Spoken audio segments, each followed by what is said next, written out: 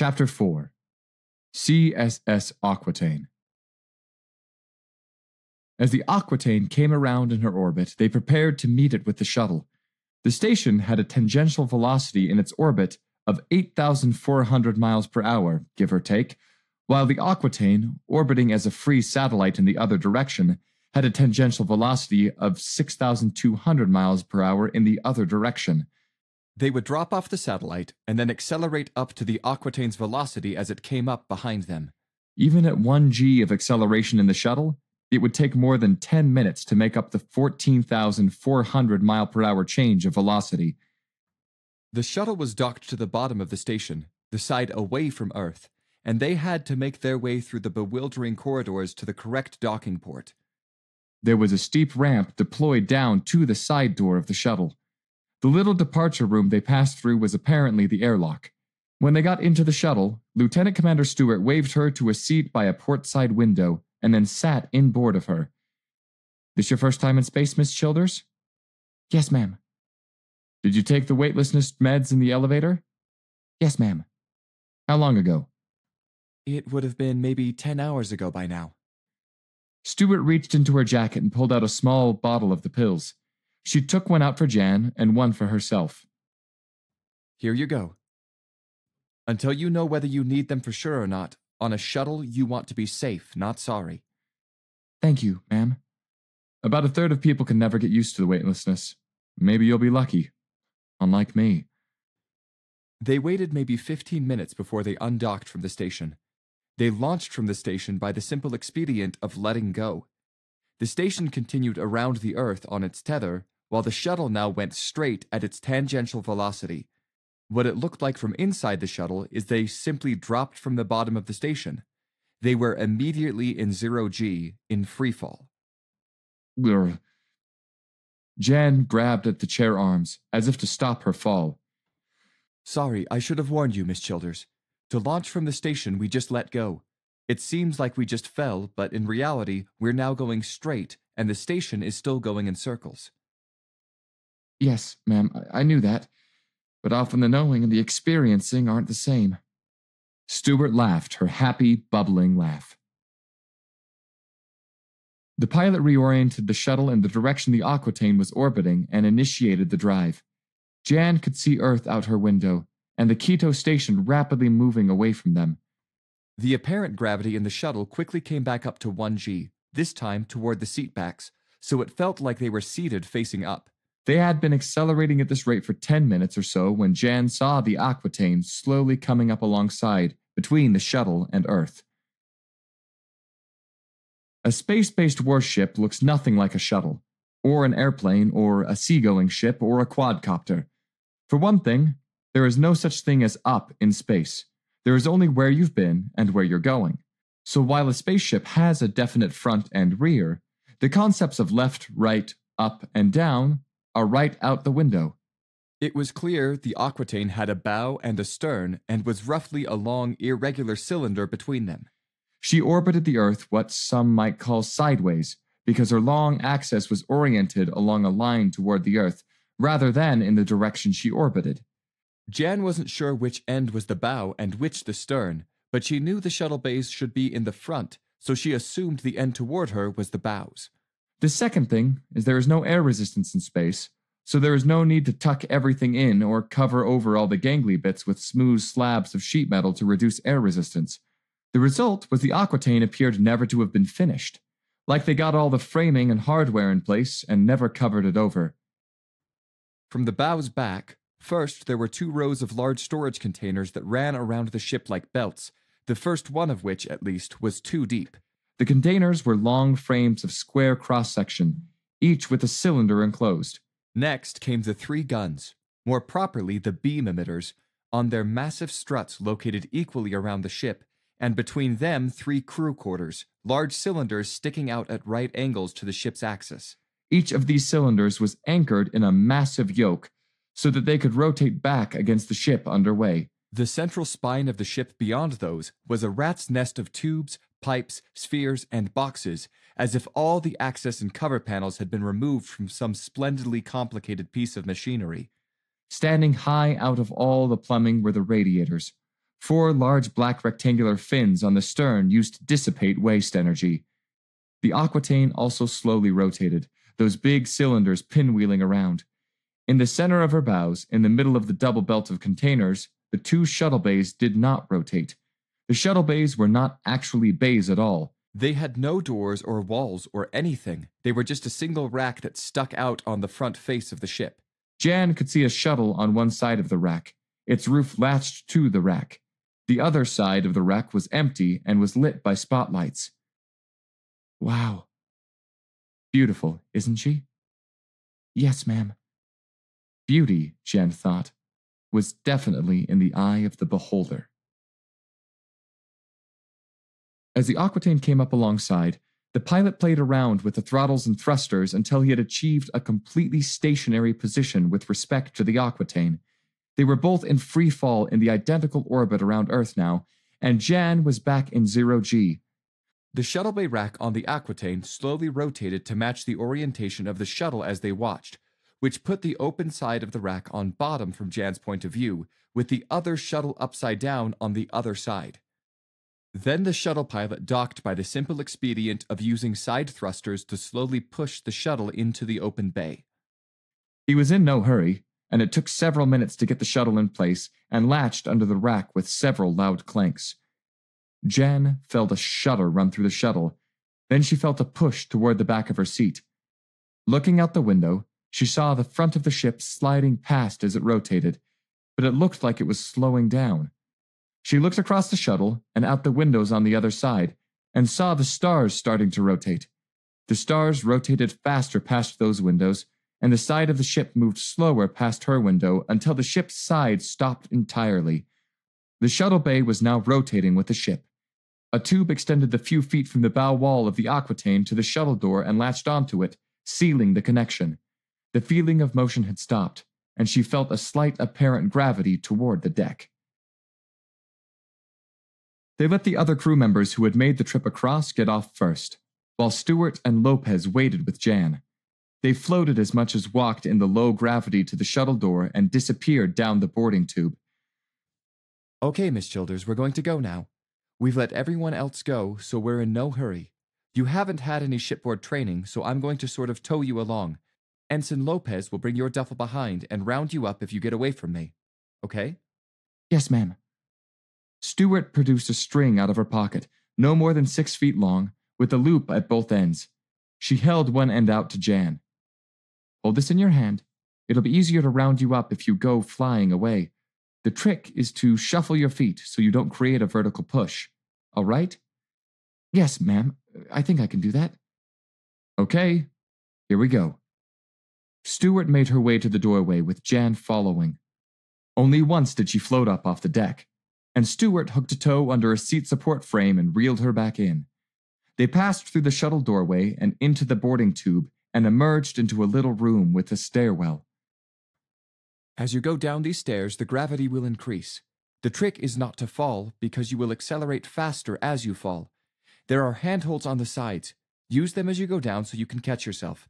You sort of have to pull yourself down the first few steps. Ensign Lopez will go first. Watch carefully. Okay, Mr. Lopez, down the stairs the way they teach it in school. No fancy stuff. Lopez shuffled up to the stairwell, Jan's duffel on his shoulder, and pulled himself down the stairs with the handholds. He went slowly and was careful to keep his feet on the treads as he went. Farther down, he was going more normally. Good, Mr. Lopez. Miss Childers, can you do that? I think so. Jan mimicked Lopez's actions, although even slower, and eventually found herself at the bottom of the stairs with a grinning Lopez. Her weight was maybe 0.1 G, so still very light, but much better than 0 G. You did it! Most people at least stumble the first time. Some fall, Lopez said. Stewart came down the stairs. Nicely done, Miss Childers. From here out, you'll always have some gravity depending on where in the ship you are. Guest quarters are outboard, so you get almost a full G out there. Stewart had gone to report into the captain, Captain Jerry Lutzdorf. Lopez showed her to her cabin, which was toward the bottom of one of the crew cylinders. The cabin had a single tiny bunk along one side bulkhead with a storage cabinet above. With the bulk folded up against the bulkhead, 2 chairs could be unfolded from the deck. They swiveled so they could either face each other or a small writing desk that folded down on the bulkhead opposite the bunk. Folding the desktop down revealed the VR rig and the shallow cabinet behind it, as well as some small storage and a tiny sink. At the end of the desk, a pull-out divider hid the view of a small toilet. The entire cabin was 6 feet deep and 4 feet wide at the door, maybe 5 feet wide at the far end. Sorry it's so small, Miss Childers. Shipboard accommodations always are, but at least you have privacy, Lopez said. Actually, it's very nice, sir. Not a problem for me at all. Jan didn't have the heart to tell him. At 27 square feet, it was about 4 times bigger than the hidey hole in which she had lived for the last 6 months before she took the citizenship exam. Chapter 5. Seaman Recruit on the light cruiser CSS Aquitaine.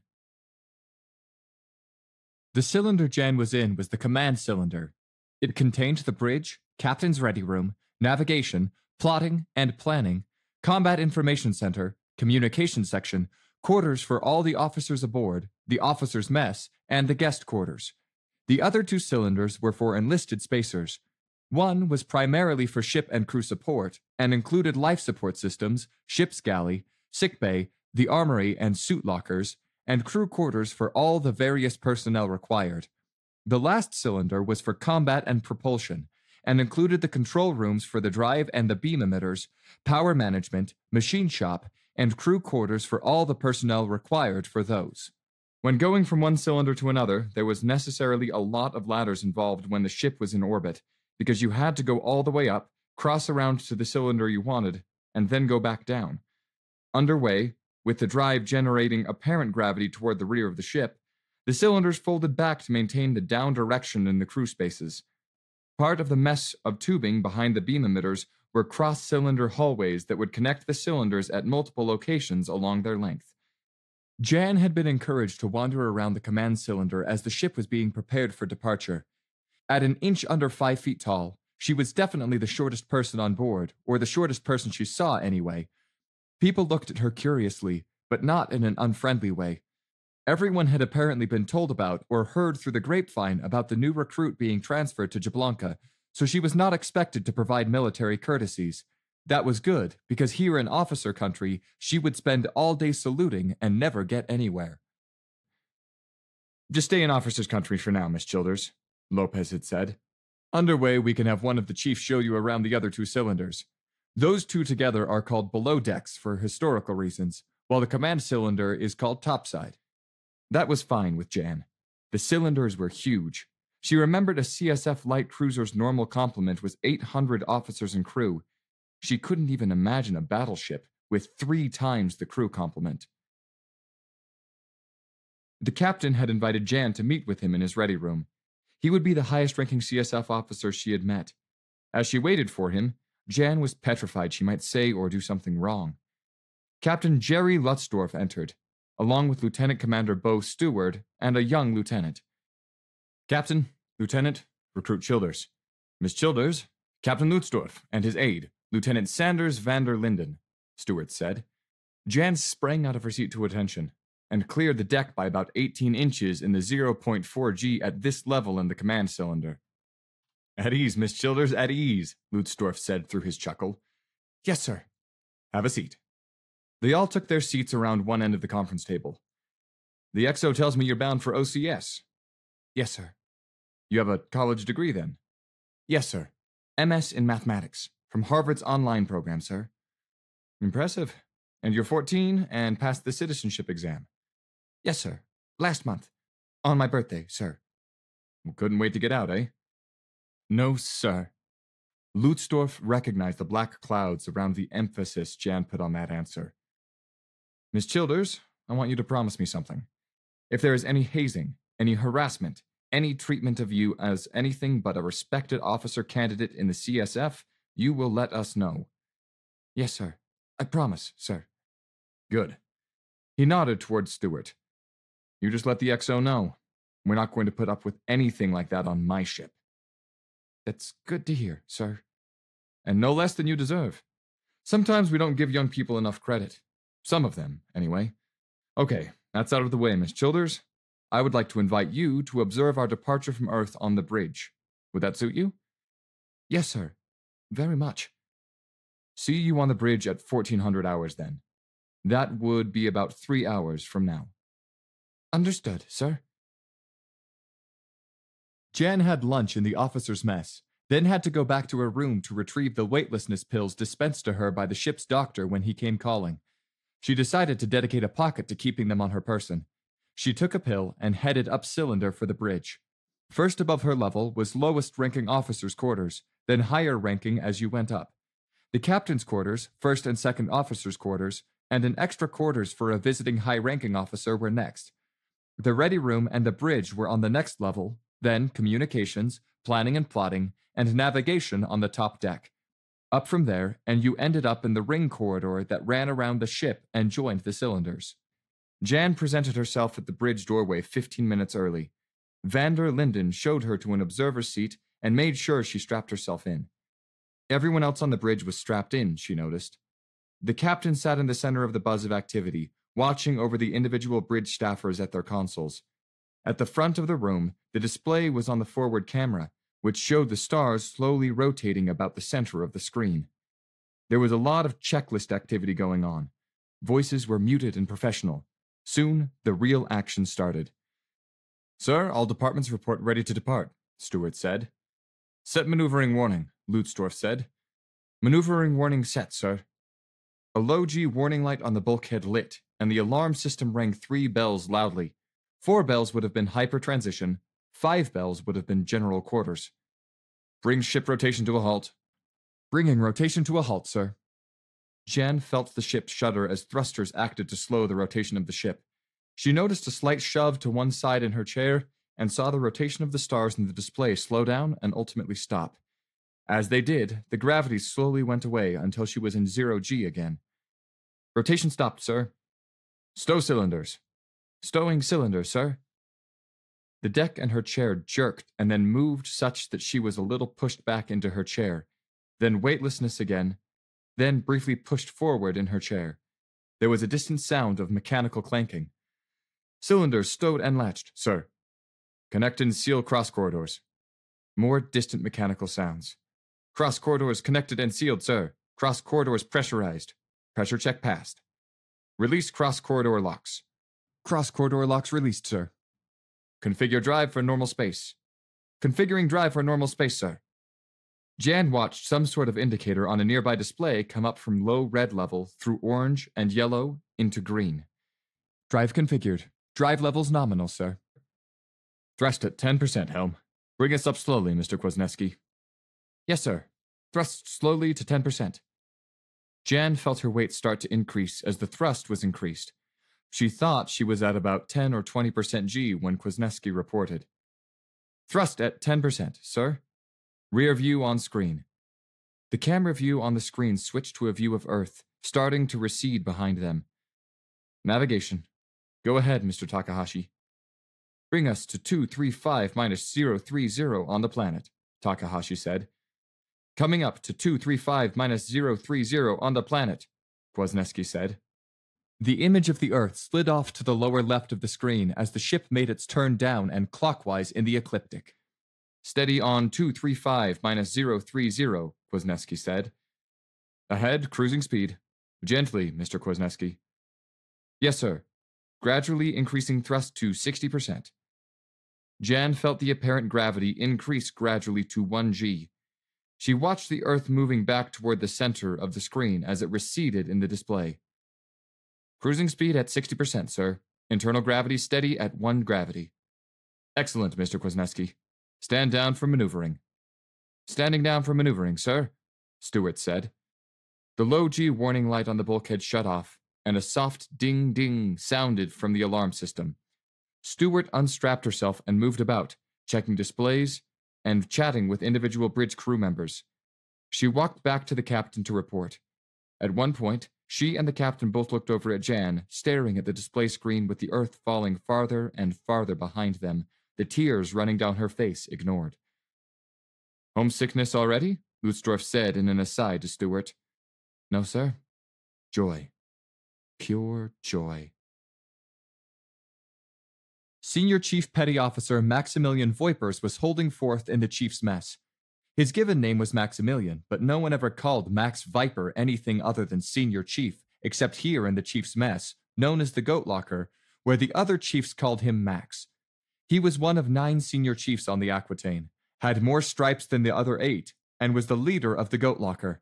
Most of the 9 senior chiefs and 36 chiefs on the Aquitaine were present. All right, you guys, listen up. I'm going to be showing a guest around below decks, and I want you all to tell your monkeys to behave themselves. She's being ferried to Sigurdsson for OCS, but she's already been sworn, so she's one of us. Now, she might look like she's only 14 and malnourished to boot, but that's only because she really is 14 and malnourished. She came out of the slums of old Earth back there, passed the exam, and oathed up. You gotta respect that.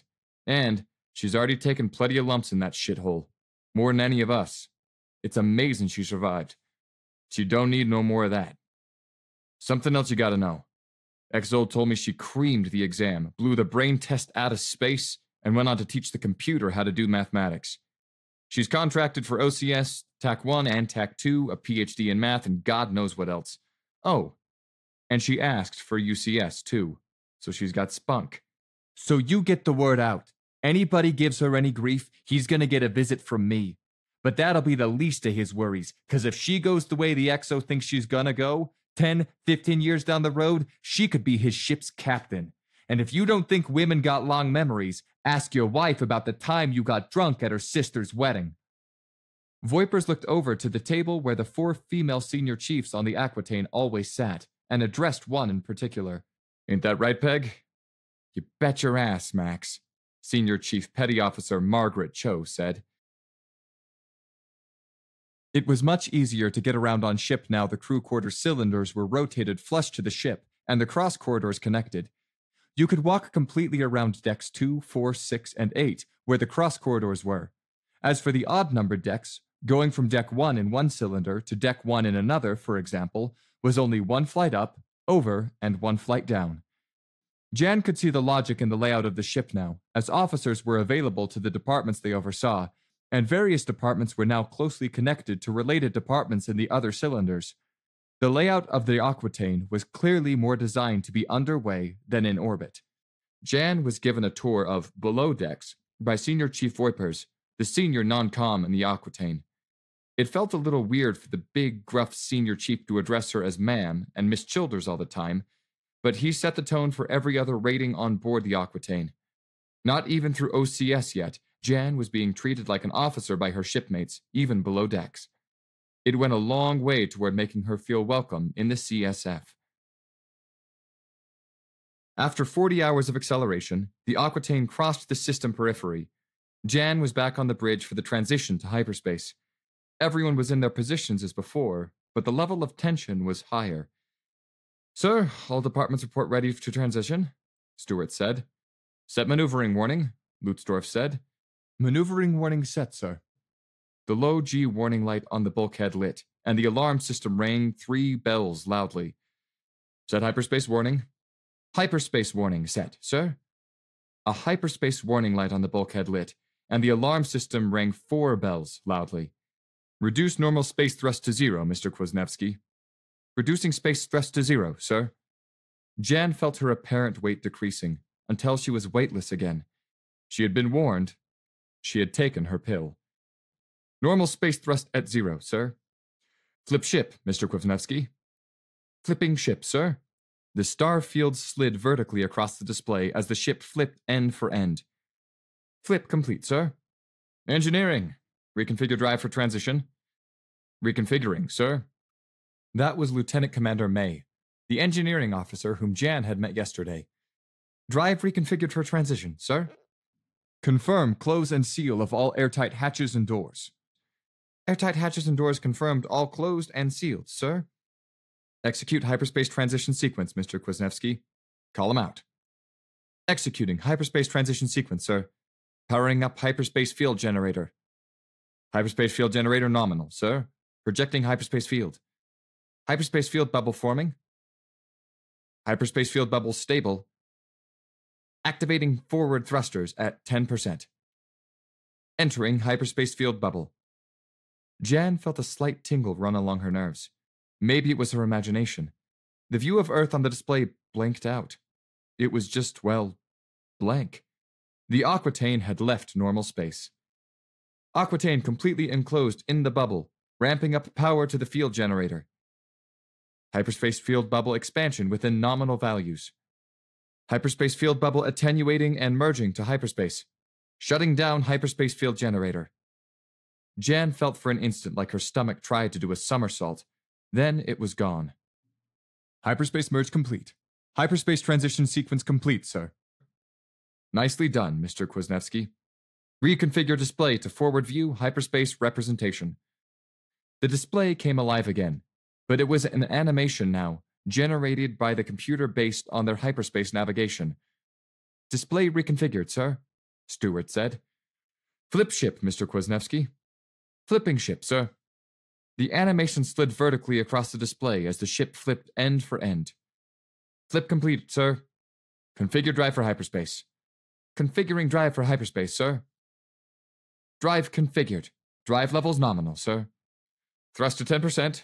Bring us up slowly, Mr. Kwasniewski. Yes, sir. Thrust slowly to 10%. Jan felt her weight gradually increase to about 10 or 20% G. Thrust to 10%, sir. Navigation. Go ahead, Mr. Takahashi. Bring us to 087 Mark 015 on Galactic Center, Takahashi said. Coming to 087 Mark 015 on Galactic Center, Kwasniewski said. The image in the display slid to the right and up as the ship maneuvered, along with annotated icons representing the positions of possible destinations. It stopped when one icon, labeled Jablanka, centered in the screen. Steady on 087 Mark 015, Kwasniewski said. Ahead, cruising speed. Gently, Mr. Kwasniewski. Yes, sir. Gradually increasing thrust to 60%. The apparent gravity increased gradually to 1G. Cruising speed at 60%, sir. Internal gravity steady at 1 gravity. Excellent, Mr. Kwasniewski. Stand down from hyperspace warning. Standing down from hyperspace warning, sir, Stewart said. Stand down from maneuvering. Standing down from maneuvering, sir. After a couple of days, Jan was crawling the walls with boredom. She was still studying OCS materials, but there were a lot of hours in the day, and she didn't want to spend them all in the VR. She crossed over to below decks and asked for Senior Chief Voipers. Jan found Voipers in his responsibility area, environmental. Hello, Miss Childers. Hi, Senior Chief. I have a request to make. I am going plain stir-crazy. Is there something I can do on the ship to help out? Well, you're a guest, ma'am. You don't have to work. Senior Chief, I am oath-sworn to CSF. I owe my allegiance and probably my life to CSF. I don't like to be dead weight. What can I do to help? Well, I don't know, ma'am. If I were fresh out of basic training, what would be my rate? Going into OCS, you would be a PO2, Petty Officer 2nd Class. But I don't deserve that. What's the lowest rate? Seaman Recruit. That sounds like me. Seaman Recruit Childers reporting for duty, Senior Chief. What is my duty station? Voipers looked at her for several seconds, then slowly started to nod his head. He walked over to the comm on the bulkhead and punched a combination. Cho here. Hi, Peg. Voipers. Our guest wants to start her duty now. You got something for Seaman Recruit Childers to do up there? We can always use hands, Max. I'll send her up. Voipers out. Jan reported to Cho in the galley. The sheer scope of a kitchen that fed 800 officers and crew 3 times every day was astounding. So you want to work, Childers? I want to earn my keep, Senior Chief. I'm nobody's burden. I won't be dead weight. Seaman recruits don't get any glamorous jobs. Senior Chief, 3 weeks ago I was dressed in rags, eating garbage while hiding in a dumpster. You don't have any jobs that can put me off. There's no special treatment down here, Childers. I don't expect any, Senior Chief. I don't want any. All right, well, we've got work to do, that's for sure. Come with me. They walked across the galley to where a crew was whittling away at a mountain of breakfast dishes, pots, and pans. Cho talked to Petty Officer 3rd Class, who kept the process moving. Pulaski, I've got another warm body for you. Seaman Recruit Childers. Work up a duty schedule for her. No special treatment. Sure, Senior Chief. Can always use help. Come on, Childers. As the senior non-com aboard, Voipers had regular meetings with the XO. At their next meeting, Stewart asked him about Jan. "And what's this I hear about Childers being on kitchen duty?" "Childers came to me and asked how she could help, ma'am. I put her off. Guest, you know. Doesn't need to work. She wouldn't have it. She said she was oath sworn to CSF, owed CSF her life, in fact, and demanded to be treated like the lowest rate, right out of basic. I sent her to Senior Chief Cho, and she put her in Pulaski's crew, washing dishes." "How's she working out? You heard anything back?" "I sort of kept an eye on the situation, ma'am. Pulaski couldn't be happier. Said she works hard, and crazy enough, actually seems to enjoy it. She seems to enjoy being a member of the team, with a job to do." "Okay, I can see how that would be. All right, I was about to jump all over you on this one, Senior Chief, but actually, I think this is perfect. Keep an eye on it for me, though, would you?" "Yes, ma'am." "Senior Chief." Chief Petty Officer Ivan Roberts said. "Hi, Roberts, what you got?" Cho said. "We've got a tool somebody dropped and nobody can reach. It's a beam focus adjuster, so it's non-magnetic, and even a remote grabber can't get at it. We can't leave it there, but it means disassembling the whole side of the machine to get at it." "That sucks." "Yeah, I know. But I was wondering, can I borrow Childers for an hour? Maybe she can get at it." "Sure, go for it." Cho walked over to the comm and punched a combination. "Pulaski here." "Cho here. Pulaski, can you spare Childers for an hour?" "Sure, Senior Chief, I'll send her over." Jan showed up, and she set off with Roberts. They went over into weapon systems control. Roberts explained the problem. "So, do you think you can get in there far enough to grab it with this?" He held out a remote grabber about 3 feet long with a long cord tied to the end. "Well, I'll try. Probably need somebody to pull me back out, though." "That we can manage." Jan crawled into the access doorway with her arms in front of her, holding the grabber. She got her shoulders through on the diagonal and kept inching forward. "I could use a push on my feet, real easy." She felt pushing on her feet and moved forward another 6 inches, then a foot, to where she could see around a corner. "It's got a blue handle, right?" "Yeah, that's it." Jan just managed to grab the tool with the grabber at her maximum reach. "Okay, got it. Pull the cord."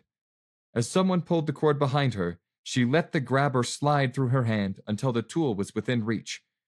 "Okay, I've got the tool. Pull the grabber out, then pull me out. Real easy." The grabber disappeared with a clatter down the accessway.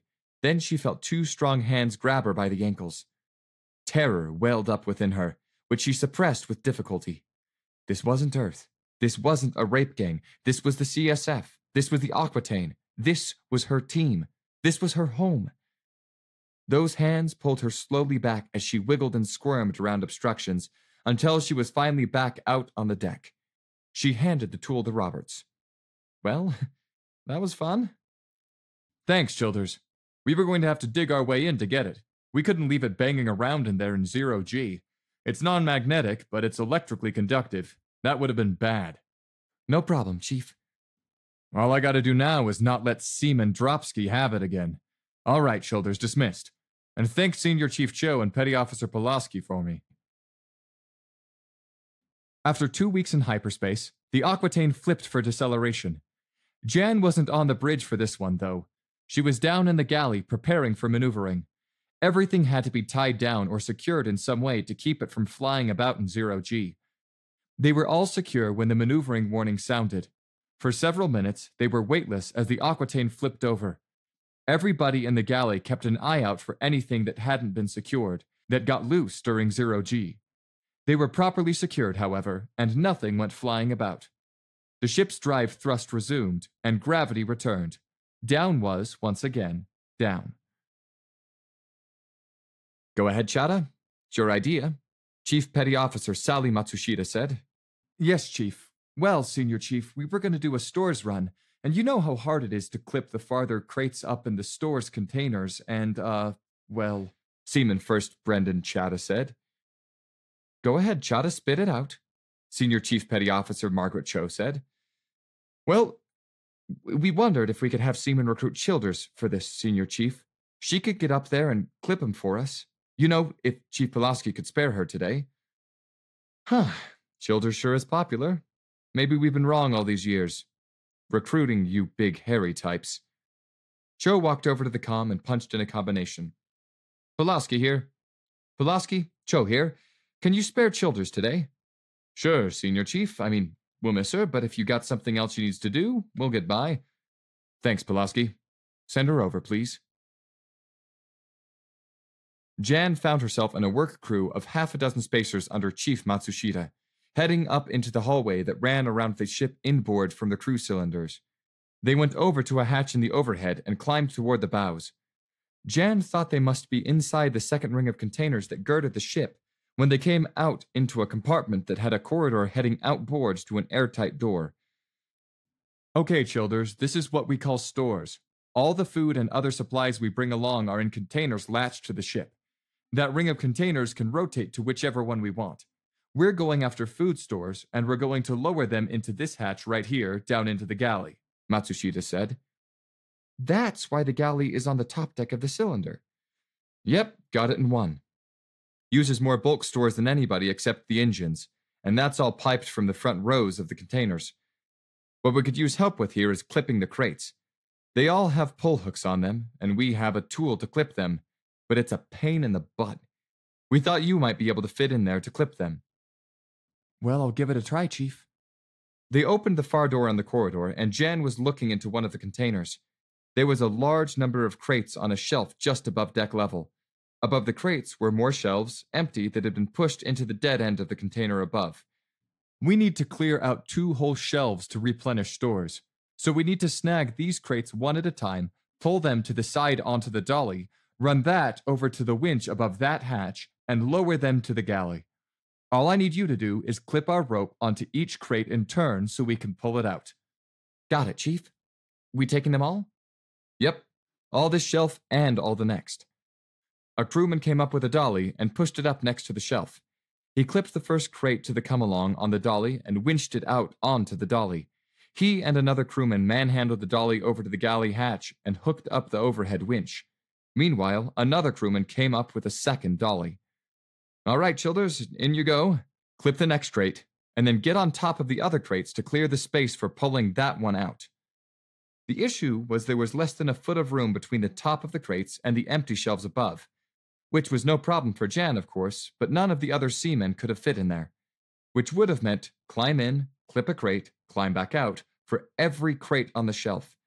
The shelf itself was 12 feet in diameter, so that would have really slowed things down. Jan clipped the come-along to crates, and they pulled them out.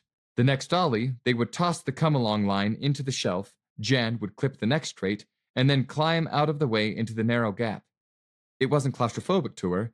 It reminded her of some of her better hiding places on Earth. It made her feel safe. When they had emptied the whole shelf, Jan climbed back out.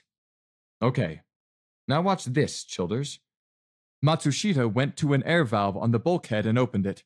Jan could hear pressurized air rushing to somewhere. The whole contents of the container moved up until the empty shelf rose above the doorway. There were several clicks of pawls latching during this process.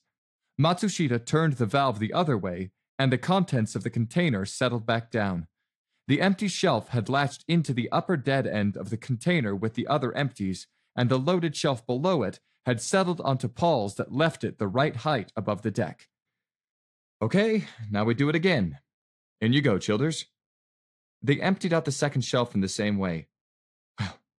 Well, that went a lot faster than normal, Chief, one of the work crew said. Yeah, I'm going to have to write this up as a better process for emptying containers, as long as you got somebody small enough aboard anyway. Thanks, Childers.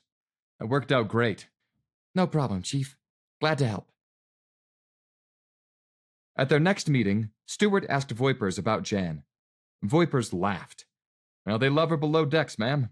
Turns out there's all kinds of things a small person can do that make a lot of things go a lot easier. And she's always willing and happy to help. They have her clipping containers in stores now. Cuts down the time to pull stores by about a quarter if you have someone who can maneuver around in there instead of getting in and out all the time. Maybe the Navy should make being small an occupational specialty, Senior Chief. Well, from what I've seen, it would be useful. Back to Childers, ma'am. She's just so happy to be here, so eager to help. Morale goes up in any group she works with.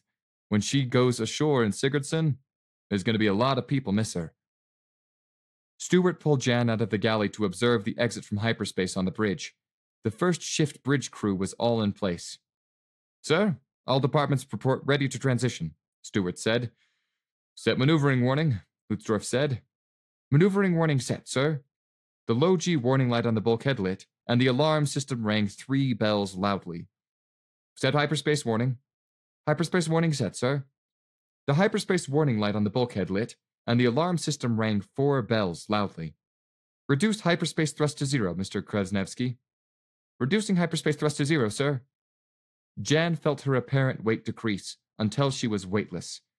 Hyperspace thrust at 0, sir. Engineering, reconfigure drive for transition. Reconfiguring, sir, May said. Drive reconfigured for transition, sir. Confirm closure and seal of all airtight hatches and doors. Airtight hatches and doors confirm all closed and sealed, sir, Stewart said. Execute hyperspace transition sequence, Mr. Kwasniewski. Call him out. Executing hyperspace transition sequence, sir. Powering up hyperspace field generator. Hyperspace field generator nominal, sir. Projecting hyperspace field. Independent hyperspace field bubble forming. Hyperspace field bubble stable. Activating forward thrusters at 10%. Entering hyperspace field bubble. Aquatane completely enclosed in the bubble. Modulating hyperspace field generator to separate hyperspace field bubble. Hyperspace field bubble separating from hyperspace. Hyperspace field bubble separation complete. Shutting down hyperspace field generator. Hyperspace bubble dissipating. Jan again felt the slight tingle run along her nerves. The Aquatane was back in normal space. Return to normal space. Hyperspace transition sequence complete, sir. Nicely done, Mr. Kwasniewski. Reconfigure display to forward normal space view. The normal space display came alive again. It showed a scattering of distant stars. Display reconfigured, sir, Stewart said. Flip ship, Mr. Kwasniewski. Flipping ship, sir. The star field slid vertically across the display as the ship flipped end for end. When it stopped, a star blazed off center in the display. Jan could tell it wasn't Earth's sun. The color was off. Flip complete, sir. Configure drive for normal space. Configuring drive for normal space, sir. Drive configured. Drive levels nominal, sir. Thrust to 10%. Bring us up slowly, Mr. Kwasniewski. Yes, sir. Thrust to 10%. Jan felt her weight gradually increase to about 10 or 20% G. Thrust at 10%, sir. Navigation. Go ahead, Mr. Takahashi. Bring us to 013 Mark 085 on the sun, Takahashi said. Coming to 093 Mark 085 on the sun. The image in the display slid to the left and down as the ship maneuvered. Steady on 093 Mark 085, Kwasniewski said. Ahead cruising speed. Gently, Mr. Kwasniewski. Yes, sir. Gradually increasing thrust to 60%. The apparent gravity increased gradually to 1G. Cruising speed at 60%, sir. Internal gravity steady at 1 gravity. Excellent, Mr. Kwasniewski. Stand down from hyperspace warning. Standing down from hyperspace warning, sir, Stewart said. Stand down from maneuvering? Standing down from maneuvering, sir. It wasn't 2 days later that Jan was back on the bridge for arrival in Jablonka orbit. The ship had flipped a little past halfway and decelerated toward the planet. The flip had been timed so they arrived at the planet at the correct orbital velocity. The planet loomed large in the display now, and getting larger. It slid off to the left as they aimed not for the planet, but for the orbit around it. Set maneuvering warning, Lutzdorf said. Maneuvering warning set, sir. The low-G warning light in the bulkhead lit, and the alarm system rang 3 bells loudly. Go ahead, Mr. Kwasniewski, at your discretion. The thrust of the drive cut back, held, then cut back some more. Finally, the thrust stopped completely, and they were weightless. Orbit achieved, sir. Drive at 0 thrust, Kwasniewski said. We're smooth in the orbit, sir. Perfect hit. Nicely done, Kwasniewski. Turn ship to radial alignment with the planet. Turning ship, sir. The image of the horizon of the planet on the far left of the screen slid off-screen completely in the forward display. Turning ship complete. Radio alignment with the planet, sir. Reconfigure display to aft view. A portion of the planet now filled the display. Display reconfigured, sir. Seal cross corridors and set cross corridor locks. Cross corridors sealed and lock set, sir. Pump down cross corridors and check seal. Cross corridors pumping down, sir. Cross corridors pumped down, sir. Pressure check passed. Disconnect cross corridors. Jan heard familiar distant mechanical sounds. Cross corridors disconnected, sir. Deploy crew cylinders. Deploying crew cylinders, sir. The deck and her chair jerked and then moved such that she was a little pushed forward into her chair, then weightless again, then pushed briefly back into her chair. There was a distant sound of mechanical clacking. Cylinders deployed and latched, sir. Rotate ship, standard spin. Beginning ship rotation to standard spin, sir. Maneuvering thrusters now started the ship rotating. The portion of the planet visible in the display started rotating about the center of the screen. Some gravity gradually returned as the ship's rotation increased. When the thrusters stopped, it looked like it was about 30 seconds per rotation of the ship. Ship rotation completed, sir. Deck 1 gravity stable at 0.9 G. Secure for maneuvering? Secured for maneuvering, sir. Jan was scheduled for the first shuttle run down to the planet. There was an OCS class starting in a few days, and the next class wouldn't start for months. The captain asked to meet with her in his ready room, and she waited for him there. She was nowhere near as nervous as she had been 4 weeks before. Lutzdorf and Stewart arrived together, and he waved her back to her seat as he and Stewart sat down. At ease, Miss Childers. We just wanted to say goodbye. It's been a real pleasure to have you aboard my ship, and there are precious few guests we've ferried whom I can say that about. Thank you, sir. We are not unaware of your activities aboard ship during this crossing. You've been a great help wherever you lent your efforts. I just want you to know, as you start your career, that you will always have friends aboard the Aquitaine. Thank you, sir. And thank you for the hospitality of your bridge. I very much enjoyed watching the maneuvering. A few short moments of action in what is mostly a boring business. Still, you're welcome, Miss Childers. XO, is she ready to go? Yes, sir. Ensign Lopez took her duffel forward to the shuttle already. Well then, we'd better get her on her way. One thing you learn in the Navy is that it never pays to keep Sigurdsson waiting. Lutzdorf stood up and offered his hand. Jan stood and shook it. All the best, Miss Childers. I hope we serve together someday. I as well, sir. Jan then shook Stewart's hand. Good luck, Miss Childers, and remember what I told you on Quito Station. Yes, ma'am. Thank you, ma'am. The intercom cut in just then. It was Senior Chief Cho's voice. Seaman recruit Childers to the enlisted mess. Childers to the enlisted mess. Well, I don't know what Senior Chief Cho wants, Miss Childers, but an officer also learns not to keep senior chiefs waiting. Not if he wants a hot supper. Dismissed. Jan saluted and left the ready room. The enlisted mess was a deck down in another cylinder, so it was up 2 decks to the ring corridor and back down 3. When Jan got to the enlisted mess, she found several hundred of the ship's crew crowded into the room. It sat about 200, as enlisted 8 in 3 shifts, but it was standing room only. They cheered as Jan entered the room. Senior Chiefs Cho and Voipers were standing in the front of the room, at the door, when she entered.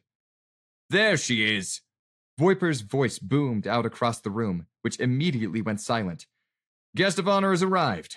Seaman Recruit Childers, we know you're on your way to your shuttle, but we couldn't let you go without saying goodbye and taking our proper leave of you. We have a few tokens of your trip aboard the Aquitaine for you, Childers, Cho said. Cho gestured to PO3 Pulaski, who came forward and handed her a square flat box. Jan opened it and found a piece of the ship's china, saved for dress occasions in the officers' mess. It had the Aquitaine's logo in the center and said Commonwealth Space Force around the border, chased with gold. She held it up for the crowd to see, and they all cheered. Then Chief Matsushita came forward and handed her a small box. Jan opened it and found a spacer's carabiner, like they used when clipping stores. It had been plated with gold and engraved CSS Aquitaine. Once again, Jan held it aloft to cheers. Finally, Chief Roberts came forward and handed her a long, small box. Jan opened it to find a beam focus adjuster, again plated with gold and engraved CSS Aquitaine, She held it aloft to more cheers. Voipers pulled a chair up and motioned to it. Jan climbed up on the chair and faced the crowd with tears in her eyes. She tried to project her breaking voice to the far corners of the room. Thank you all so much. You don't know how much all this means to me. Someone from Earth, from the slums, who had nothing and no one. But now, with your friendship, I am rich beyond my dreams. Chapter 6.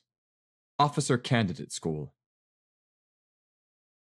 Jan was met at the shuttle landing area by an ensign. Jan Childers? Yes, sir. Come with me, please. He drove across Sigerson Fleet Base in a ground car to the OCS cadet dormitory. He showed her to her dorm room and told her where everything was, when meals were and where, and left. The room was a two-person room, generous in size compared to anything shipboard. While a few people had arrived for OCS already, her roommate, if she had one, was not one of them. She picked a bunk and locker and stowed her things. She went and had breakfast, and then went to the cadet dormitory library. She took up a VR carol and went back to studying. 2 days later, a petty officer 3rd class came looking for her. You Childers? Yes, petty officer. Come with me, please. She was shown to the office of Senior Chief Petty Officer Nils Larson, the drill instructor for OCS. When she was called in, she walked up to the desk and stood at attention. Seaman Recruit Childers reporting as requested, Senior Chief. Seaman Recruit? Sorry, Senior Chief, force of habit. The crew of Aquitaine sort of adopted me. Larson was confused. She was wearing a midnight blue CSF ship suit with Childers on the right breast. She had ship's short hair, she didn't address him as sir, and she didn't salute him. That was all correct, of course, but most civilian OCS candidates showed up in civvies and long hair and got address and saluting of non-commissioned officers all wrong. Are you prior service, Childers? No, Senior Chief. Then why does your personal folder contain service evaluations from time aboard the Aquitaine? Excuse me? You heard me, Childers. Your personal folder has been updated with service evaluations from the captain, executive officer, and several non-commissioned officers aboard the Aquitaine. Weren't you a ferry from Earth? Yes, Senior Chief, but I swore oath on Earth, and so I, sort of volunteered service below decks for the crossing. Below decks? Well, what was your duty station, Childers? Galley, Senior Chief. I washed a lot of dishes, and I clipped crates for pulling stores, and sometimes I retrieved lost equipment from niches that no one else could get into. So you, a civilian OCS candidate, volunteered service below decks in the galley washing dishes and clipping crates in stores rather than ferry riding as a guest? I wasn't properly a guest, Senior Chief. I was already oath-sworn. I see. You can just delete those evaluations, Senior Chief. Well, no. I'm not going to delete personal evaluations from a captain and a lieutenant commander, Childers. That's way above my pay grade. You don't want these deleted anyway. Positive evaluations, one and all. Glowing, you might say. One of the reasons I called you in here was I wanted to meet the kind of person Senior Chief Voipers would write that kind of evaluation about. He seemed to think you could walk on water if you put your mind to it, Childers. Senior Chief Voipers is a very nice person, Senior Chief. Max Viper! A very nice person! Remind me sometime to tell you some stories, Childers. Better yet, don't. Dismissed. The first day of OCS was like the first day of service in any branch of the military anywhere. Buzz-cut haircuts, physical exams, size measurements, distribution of uniforms and boots, introduction of training staff, laying out the rules and schedule of the training regimen. At one quiet point in all the activity, Jan was sitting next to a young woman, a new arrival this morning, who was quietly sobbing. What's the matter? Jan asked her. They cut off all my hair, she answered through her tears. Jan stared at her incredulously. She didn't even know what to say to that. She didn't know what else to do, so she just put her arm around the older woman's shoulders and let her cry. Officer Candidate School in the Commonwealth Space Force was intended for experienced enlisted spacers and for civilians who already possessed a college degree. It was taught as a graduate-level course sequence lasting 4 months and included a daily physical training regimen. The coursework included naval history, environmental engineering, propulsion engineering, beam weapons, damage control, warfare, logistics, leadership, normal space and hyperspace navigation, and military law. The classes included competitive team exercises in which OCS candidates would command a team of their fellow cadets in carrying out various drills in a small ship mock-up. OCS was designed to prepare the student for his next school, which would be provided in his assigned specialty area. Jan loved the coursework, which came easy to her. She was already used to studying and learning materials on her own. Having the materials presented by experienced teachers added a nuance and viewpoint her independent study had lacked. It came easily enough to her that she had a lot of free time when she didn't need to study. She spent it tutoring others, and found tutoring helped her learn and integrate the material at a deeper level. The physical regimen took a little longer for Jan to get used to, but she found herself growing to like it as well. Her previously malnourished body responded to the combination of proper nutrition and daily exercise by building lean muscle mass. Her height, though, which should have been near her adult height by 14, was permanently stunted, and she would probably never grow beyond 5 foot or 5 foot 1 inch tall. Her roommate for OCS was Chris Lau, the young woman who had cried when they cut her hair. The roommates helped each other a lot. Jan gave Chris perspective on how pampered she had been, and how bad things could really get when civilization came apart. Chris helped Jan learn the nuances of civilized society, with which Jan had no experience. Chris also helped Jan with hygiene matters when Jan's body, now properly nourished and getting regular exercise, produced her first menses in the 3rd month of OCS. There was one fly in the ointment at OCS, and his name was Cadet Chet Baker. The chief petty officer, with 15 years in the service, seemed to take personal umbrage at the idea of a 14-year-old female officer under 5 feet tall in his He-Man Navy.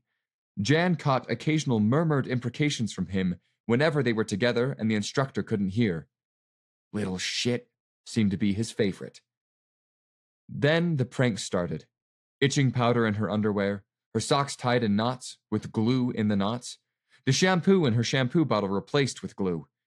Baker's barely suppressed glee when he asked how her morning shower had gone was all the evidence she needed. Worse, others started to copycat his behavior. Some minor pranks didn't quite have Baker's flair. She went to the OCS commanding officer about it. Captain Westman listened to her complaint sympathetically. Cadet Childers, OCS is a school for adults. When things come up like this, we expect people to work them out somehow. It's not fair, but it is educational. Officers have to learn how to work with each other and earn each other's respect under what are sometimes difficult circumstances. We seldom interfere, though we occasionally, very occasionally, make exceptions. Do you want me to make an exception in this case? No, sir. I will mention one other thing. We have been known to have a certain laxity with respect to minor infractions incurred in the process of working these things out. Understood, sir. Dismissed. Chet Baker woke with a start to a slap on the top of his head from someone's hand. He was shocked to find he could not move. His ankles were tied together and to the bed frame. His hands were tied behind his back. He lay on his left side, and his head was held down to the bed by a rope around his neck. He was a light sleeper, and he had no clue how he could have slept through this.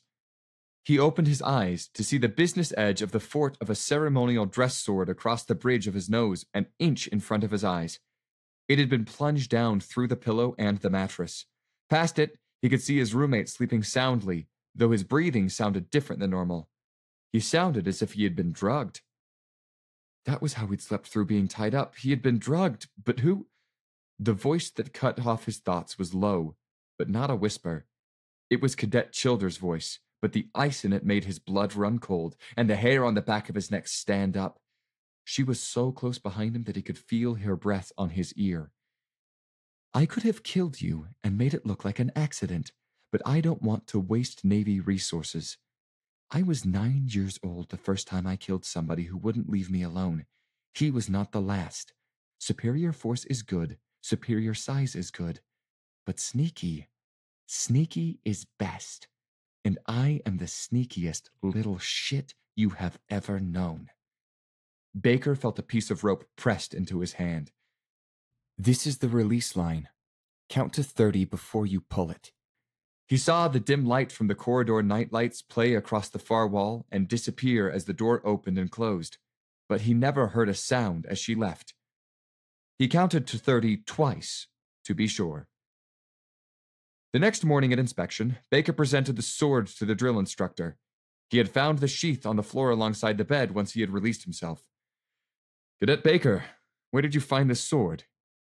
"In my mattress, Senior Chief." "In your mattress?" "Yes, Senior Chief." "No idea at all?" "No, Senior Chief." "A ceremonial dress sword like this went missing from the commissary yesterday. Do you know anything about that, Cadet Baker?" "No, Senior Chief." "You just found it?" "Yes, Senior Chief." Senior Chief Petty Officer Larson shot a glance at Cadet Childers farther down the line, but, like the rest of the cadets, she stood at attention facing forward. "This sword needs to be returned to the commissary, Cadet Baker. You will return it." "Yes, Senior Chief." Larson handed Baker the sword. "Cadet Childers!" Jan stepped forward out of line one step. "Yes, Senior Chief?" "You will supervise Cadet Baker in his return of this sword to the commissary." "Yes, Senior Chief."